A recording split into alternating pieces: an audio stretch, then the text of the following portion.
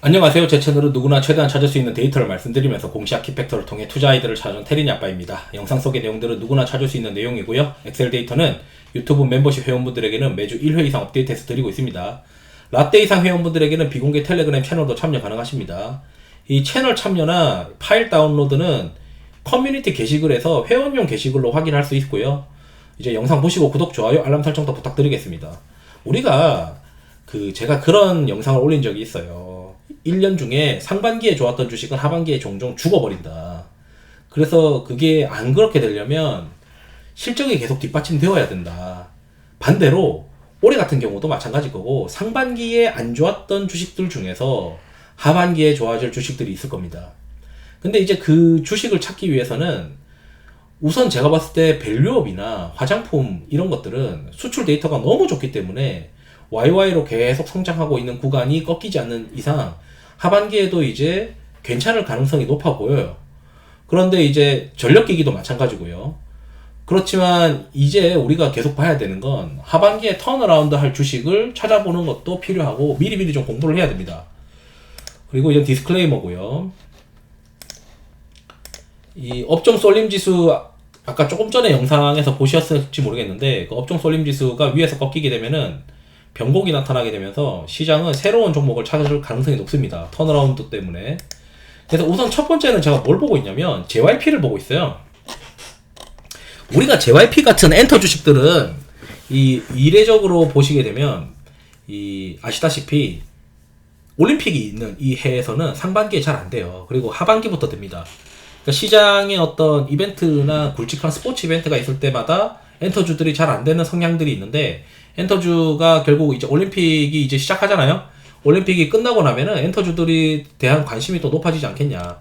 당연히 상반기에는 실적이 부진했고, 이제 실적이 부진한 기업은 2분기 실적이 발표되는 전후로 매수를 하는 겁니다.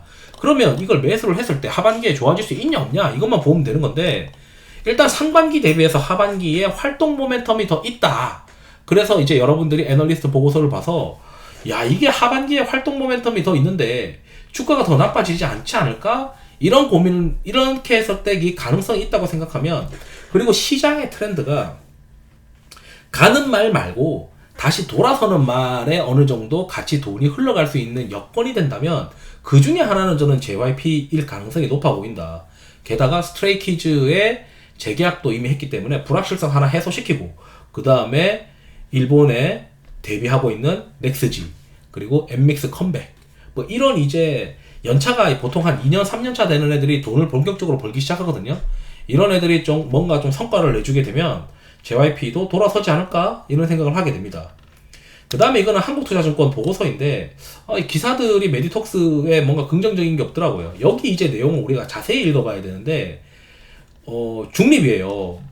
중립이지만 제가 봤을 때 주가가 반등할 수밖에 없습니다. 이 회사가 4분기 때 박살난 이유, 주가가 박살난 이유가 해소되느냐를 봐야 되는데, 주가가 박살난 이유가 뭐냐면 이 법무비예요. 법무비. 판관비에서 뭔가 비용 부담이 막 있다 보니까 이거 언제 좋아지냐. 4분기랑 1분기 이거 박살내고 나서 이번에 2분기 때는 서면 위주의 법무가 진행됐기 때문에 법무비가 감소한답니다. 이거는 무조건 이익이 개선되는 거잖아요. 이익이 더 이상 나빠지지 않는다는 거니까. 게다가 이제 ITC 소송 최종 판결은 10월 10일에 있기 때문에 주가 변동성이 있지 않겠냐 이거지만, 시장에서 참여하는 입장에서는 야, 이거 법무비가 이제 낮아지네. 법무비 낮아지고 뉴럭스가 결국에는 해외 진출하게 되면 공장 가동률이 내년에 좋아질 거니까 좋아지지 않을까? 여기서 이제 우리가 턴어라운드 주식을 고를 때 어떤 컨셉으로 골라야 되냐면, 주가가 박살났는데 그 박살난 이유가 해소가 되고 2025년도에도 탑라인이 성장할 포인트가 있어야 되는 거예요. JYP는 활동이잖아요. 활동을 통해서 내년까지 활동이 좋아진다. 그 다음에 한국투자증권에서 나온 메디톡스는 비용 부담 감소했으니까 이제 더 나빠지지 않고 YY로 계속 개선되겠지. 거기다가 탑라인 올라가잖아. 그 얘기거든요. 그 다음에 또 뭐가 있냐면 녹십자가 있어요. 녹십자가 7월 달에 비엔키 투자증권에서 보고서에 나왔을 때 7월 8일부터 알리글로 미국 초도 물량이 선적이 됐다. 이제 탑라인이 올라간다잉 이게 그거든요. 탑라인 올라가는데 이거 마진이 되게 좋아. 그럼 이제 우리가 탑라인이 확실히 올라오는지를 계속 체크를 하면 되잖아요. 그래서 체크를 하죠. 어디서 하냐? 수출 데이터로. 혈액제제 수출 데이터를 찾아서 뒤져보니 7월달부터 뻥 하고 올랐어요. 그럼 이게 계속 좋아질 거 아니에요. 제대로 나오게 되면. 그러면 이제 YY로 좋아질 거고, 녹십자는 이제부터는 상반기 대비해서 하반기에 좋아질 거다. 그러면 주가가 더 나빠질 수 있는 밸류에이션이 낮냐 안 낮냐, 지금 밸류에이션에 들이댈만 하냐 안 하냐, PBR 기준으로 보시면 되죠. 그 다음에 또 뭐가 있냐면 이제 경동나비엔이 증설이에요. 증설. 업황이 좋으니까 증설하겠죠. 그래가지고 미국 향을 타켓으로 지금 증설한다라고 뉴스도 나와 있는데 2026년 2월 18일입니다. 근데 이거를 주가는 거의 안 올랐는데 증설을 하네. 그리고 미국의 주택 경기와 또 어느 정도 연동되는 게 있는데, 미국은 또 경기가 어떻게 될지 모르겠지만 금리를 어느 정도 낮추려고 하네. 최근에 미국에서 건설 관련된 것들이 좀 좋긴 하던데, 그럼 경동나비엔도 좋지 않을까? 이렇게 또 생각을 해볼 수 있겠죠.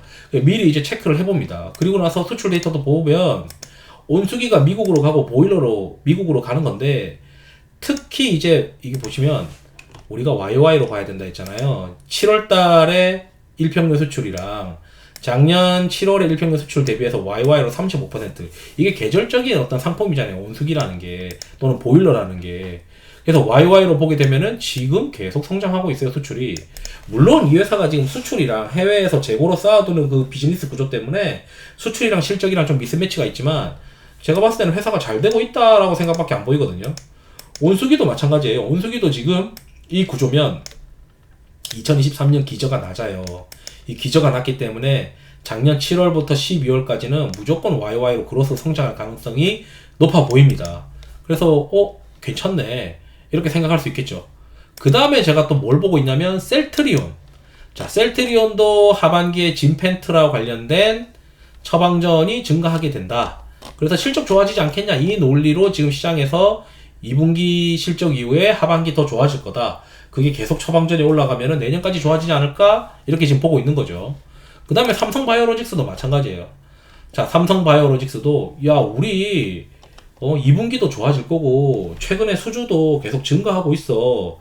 게다가 미국에서 중국 애들 때려가지고 그 생물보안법 하게 되면은 우리한테 물량 더 몰릴 거야. 우리 게다가 내년에 5월달에 내년 4월에 5공장이 끝나는디. 그리고 12월에 LDC 사업하면서 2025년도가 더 가능성이 있어. 지금부터 우리 공장 램프업 할 것 같은데 하반기 좋아지고 내년에 더 좋아질 수 있는 그림이야. 그래, 그림이 맞는 것 같은데 수출 데이터 한번 볼까? 이게 바이오시밀러 수출 데이터예요. 국내에서 나가는. 자, 이거 이제 좀 땡겨가지고 볼게요. 바이오시밀러 수출 데이터를 보니 일평균 수출 데이터가 여기 숫자 이거 보게 되면 좀 뭔가 좀 레벨업 하신 게 느껴지나요? 과거에 이 정도 숫자가 안 나왔어요. 이게 작년 4, 5, 6, 7월이란 말이에요. 8월이란 말이죠. 9월까지. 근데 지금 작년보다 뭔가 트렌드가 레벨업 한 것 같단 말이죠. 그래서 QOQ로 YY로 계속 성장하고 있다. 100% 이상씩. 뭐 계절성이 좀 있을 수 있겠지만 QOQ로는 2분기 때 조금 이제 슬로우해지는 수출이긴 하지만 이게 뭐 다 섞여 있을 거 아니에요. 바이오시밀러 관련해서. 그래서 제가 봤을 때는 지금 이게 뭔가 레벨업 한 거는 정말 중국을 때리고 있는 미국 영향으로 어느 정도 구조적으로 좀 올라온 거 아닐까? 이런 생각도 하게 되고요. 거기에 따라서 얘네들 스토리가 보니까 5공장까지 올라가게 되면 한동안 좋아지겠네. 한동안 그로스 나오겠네. 게다가 이 삼성 바이오로직스 같은 경우는 바이든이나 그리고 뭐 트럼프나 뭐 바이든을 대체하는 어떤 후보자가 나타나더라도 약가 인하에 대한 어떤 컨셉에서는 어쨌든 이 바이오시밀러가 필요하고 삼성 바이오로직스가 할 일이 많을 것 같다. 그렇게 또 생각이 듭니다. 그래서 이제 이런 턴어라운드 주식들을 컨셉을 볼 때 이제 2차전지 이런 것들은 되겠어요. 그게 탄산리튬 가격이 막 박살나고 있는데 3분기, 4분기 실적이 눈에 보여요? 안 보이지? 그러니까 하반기 실적이 좀 눈에 보이면서 2025년도가 그럴싸해 보이는 걸로 우리가 매매를 해야 되거든요.